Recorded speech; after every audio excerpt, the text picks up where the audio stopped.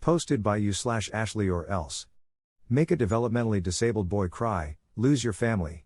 My former boss is the worst human being I've ever met. He did all sorts of things to mess with anyone he didn't like. So, a while ago I was at a family event in a local park, walking with a young boy from our family who is developmentally disabled with Down syndrome, Ben. Ben does fairly well all things considered, but he's always been sensitive to anyone making fun of the way he looks or his condition. We are just having a good time on our little stroll, Ben and I both enjoying the day. Along comes my boss walking toward us. I'll call him Rob. I cringe at seeing him but smile and say hello to play nice. Rob, there's something you don't see every day. A pair of ugly retards walking together. Ben bursts into tears as Rob laughs and walks off. I deal with Ben and ignore Rob. I'm super pissed and trying to calm Ben down because for a few minutes he was totally distraught. Finally, I get Ben to focus on how he has me and a lot of other awesome friends and family and that Rob is a stranger and what he thinks doesn't matter. We walk some more, and I saw that Rob was at the park with his wife and teen daughter having a cookout and he had apparently been on his way back to his family from a trip to the toilet when he saw us. Back to being super pissed. I went back to our gathering and talked to an adult cousin of mine, Jake, telling him what happened. Jake wanted to get revenge on Rob, but I reminded him that this was my boss. I didn't want Rob to be able to know the revenge had anything to do with me because then he'd make my work life even worse than he already had. So, Jake asked me for anything I knew about Rob that might help. I told Jake a bunch of things about Rob, but the relevant info here is that Rob liked to drink a particular kind of locally made beer at a certain bar. Rob had talked of having drank there on the previous Friday night while his wife and daughter were away visiting her family. Also, Rob had recently told a story at work about his wife's obsession with a particular little green fictional character. Let's call it Yabby Boda. Turns out his wife kept a stuffed Yabby Boda on their bed at all times. I wasn't there for the revenge setup itself because I didn't want Rob to see me, but Jake filled in the details afterward. It was basically this. Jake approached Rob and put an arm around his shoulders and tried to kiss him. Rob pushes him off. Rob, what are you doing? Rob's family is now paying attention. Jake, I am just so excited to see you, sweetie. Friday night was so amazing. Rob, what are you talking about? Jake, seriously, you're going to act like you don't remember now? I know you were a bit tipsy after all of those, specific local beers, at the local bar, but certainly you remember what happened later. Rob, nothing happened later. Or ever. I don't even know your name. Jake, really? You were screaming it on Friday. Rob, turning red, you lying son of a. Rob's wife, interrupting, listen, I don't know who you are, but this is my husband. I'm sure you have him mistaken for someone else. Please just leave us alone. Jake, oh no, I'm not mistaken. We had the best sex ever on Friday night and now he's acting like he doesn't even know me. Rob's wife, I told you, this is my husband. You're mistaken. Jake, oh, maybe I am. I guess it was someone else who took me back to his place on Rob Street, and had great sex with me on the bed right next to Yabby Boda. Sorry. Jake turns and walks away. Rob's wife, oh my god, Rob, WTF is wrong with you? You're gay now? Really? Already long story made a bit shorter, Rob's wife wasn't really happy with him anyway and this was apparently the tipping point that made her file for divorce soon thereafter. Rob frequently complained at work in the following months about how he didn't care about his wife but really missed his daughter and how much it sucked to live in his new place compared to his old home. Every time he complained about his lack of a home life at work, I knew he did it to himself when he was mean to a developmentally disabled kid. The best part is he never figured out I was involved at all. Now on to some comments. Posted by Vliken and Venelran. I remember when I started working with special need adults and didn't know how to feel about going out and about with them in public. So many freaking people just stare. Luckily, I quickly didn't care anymore. You are a 55-year-old man with Down syndrome and you want to hold my hand while we walk down the street? Sure thing, who gives a freak? Rather be in the company of my residents than those who stare anyway. Cat_versus_laptop responded with. When I was a very angry looking 19-year-old, so a long time ago, I got to the train station one morning for my commute and there were a whole bunch of disabled kids with a couple of adults waiting. I walked up to one of the adults that seemed to be in charge and asked her if they were all waiting for the 7.15 train and she turned to me and started almost yelling about how they were just as entitled as anyone else to ride the train, etc.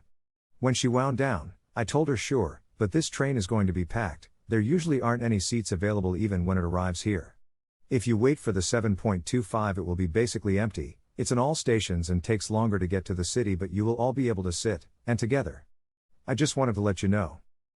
I turned to walk away so I didn't see her reaction, but they didn't get on the busy train. I hate that they must have gotten so many bad reactions from strangers that was her first response. Just passing SHHH responded with, I don't work now as I'm disabled but defo the best job I ever had was working with special needs adults. Driving all over rocking out to old rock music full blast at 8 a.m.? Hell yes. Cooking and singing? Yup. Hell, when we go to the bathrooms in shopping center, let's sing along to the music there too. Hated Christmas though. Headache. Objective 13868 responded with, I'd heard a story from a friend of someone who works with special needs people. While some can be great to work with, I'm sure it can be dangerous too. He was telling me how it takes special people to care of people who are special needs. His friend, the caretaker, had dealt with a lot of different episodes with this person. The story he told me, the special needs person was an old man, I don't remember what his diagnosis was, but he didn't always know or realize what he was doing. Anyway, the caregiver was driving the special needs gentleman somewhere. The old man was in the car in the backseat. The caregiver felt his seat belt being pulled tight against his neck starting to choke him. He had to carefully pull over, stay calm while the seat belt was pulled tighter, and try to calm down his special needs guy in the back seat so he, the old man, would let go of the seat belt. Jeremy of Tenek responded with, Yup. I've worked with intellectually disabled, ID, adults now for 30 years. It's not all happy songs and skipping, but there is some of that also. I've found that they are just like normal people. Some are happy and rays of sunshine, others are assholes, and some even criminals. There was a case in my state where the person being helped beat his staff to death with a brick. So yes, when things go bad, they can get really bad. When things are good, they can be wonderful. I miss working directly with ID people now that I am in management. Normies tend to suck. Hanalisa responded with, I work in a pharmacy. One of my favorite patients has Down syndrome. We always chat when he picks up his medications. I have a lot of respect for him. He has medications better organized than most of our patients. He also speaks some of my native language and always remembers to say a few words in it when he sees me. That makes me feel so good. The fact that he remembers every time is super sweet. Now on to the last story. Posted by you/throwaway ignorant dad? AITA for refusing to convince my niece to let her dad walk her down the aisle? I am the oldest of 4 siblings.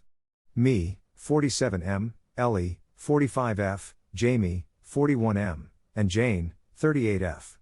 Jane is married to Rick, 39M, and they have 2 children together. Alice, 21F, and Daniel, 18M. Growing up, it was pretty obvious that Daniel was Rick's favorite child, so much so that even Alice could see it. Rick spent more time with Daniel than her.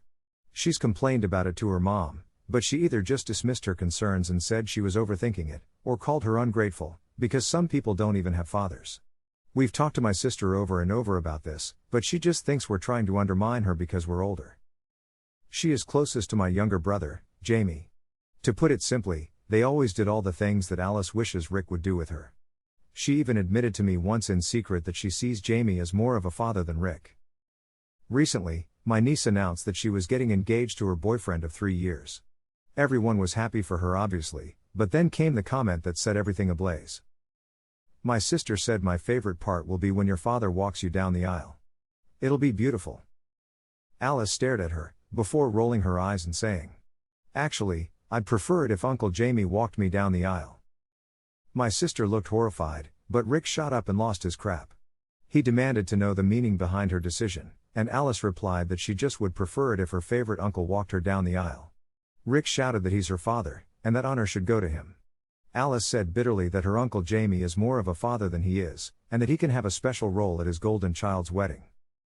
He started crying, threw himself at her feet, and begged her to let him walk her down, but she refused. The worst part is that he tried to throw Daniel under the bus, saying that because he didn't object to being treated like the golden child, it's his fault too. I could tell Daniel looked hurt.